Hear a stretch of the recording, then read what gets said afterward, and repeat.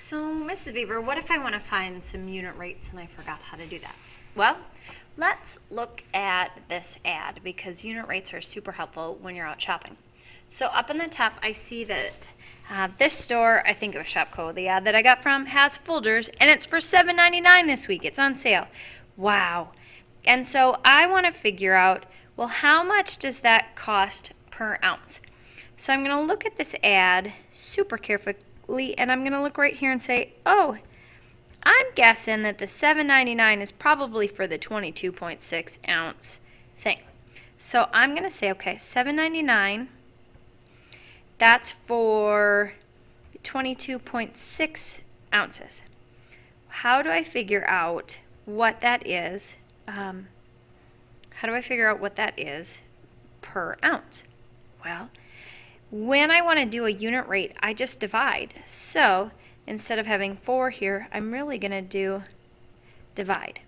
So I would quick pull out my calculator, and I would remember that it's $7.99 for 22.6.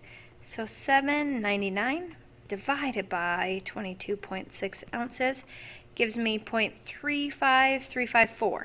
So what does that come out to be? I'm going to round that. And so cents always goes to the hundredths.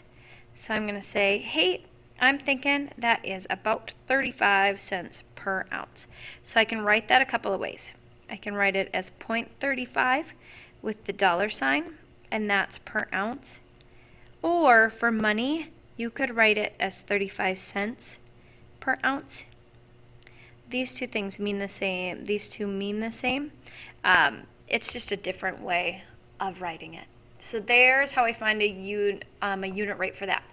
What about this Mountain Dew and Pepsi? Sometimes we do fundraisers here at school and we will sell pop.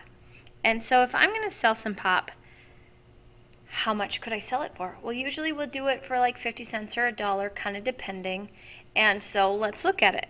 Here, this sale is a 12-pack of Pepsi or Mountain Dew, and there's 3 of them.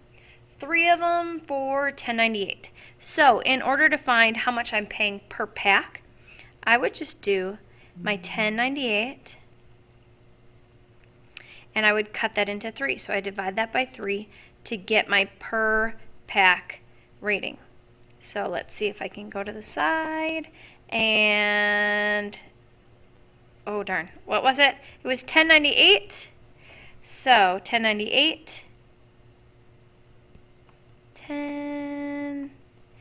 $10.98, divide that by 3, and I get $3.66 per pack. All right, so I go in equals $3.66, and that's per 12 pack. Okay, now that is helpful, but what if I want to know how much it's going to be per can? Well, if I've got this 366 right here, I can take my 366, and then that's for 1 pack, and how many cans are in a pack? Got it, 12. So I'm going to divide that by 12.